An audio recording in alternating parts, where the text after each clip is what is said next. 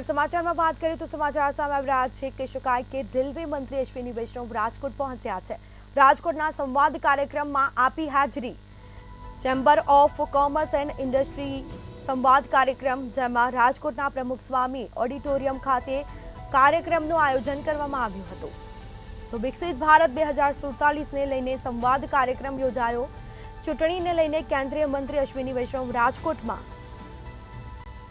तो समाचार प्राप्त था छे रेलवे मंत्री अश्विनी वैष्णव राजकोट पहुंच्या। तो राजकोट में संवाद कार्यक्रम में पण तेओ उपस्थित रह्या। चेम्बर ऑफ कॉमर्स एंड इंडस्ट्रीए संवाद कार्यक्रमનું आयोजन કરવામાં આવ્યું છે। तो विकसित भारत 2047 ने लईने संवाद कार्यक्रम योजायो। चूंटणीने लईने केंद्रीय मंत्री अश्विनी वैष्णव राजकोटમાં।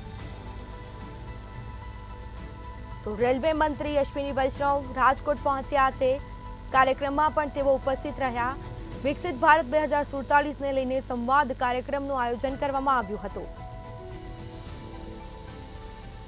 તો ચેમ્બર ઓફ કોમર્સ એન્ડ ઇન્ડસ્ટ્રીએ સંવાદ કાર્યક્રમ સાથે જ રાજકોટના પ્રમુખ સ્વામી ઓડિટોરિયમ ખાતે આ કાર્યક્રમનું આયોજન કરવામાં આવ્યું હતું। વિકસિત ભારત 2047ને લઈને સંવાદ કાર્યક્રમ યોજાયો હતો। તો ચૂંટણીને લઈને કેન્દ્રીય મંત્રી અશ્વિની વૈષ્ણવ રાજકોટમાં। તો કાર્યક્રમમાં પણ તેઓ ઉપસ્થિત રહ્યા। રાજકોટના સંવાદ કાર્યક્રમમાં પણ હાજરી આપી। ચેમ્બર ઓફ કોમર્સ એન્ડ ઇન્ડસ્ટ્રીએ સંવાદ કાર્યક્રમનું આયોજન કરવામાં આવ્યું।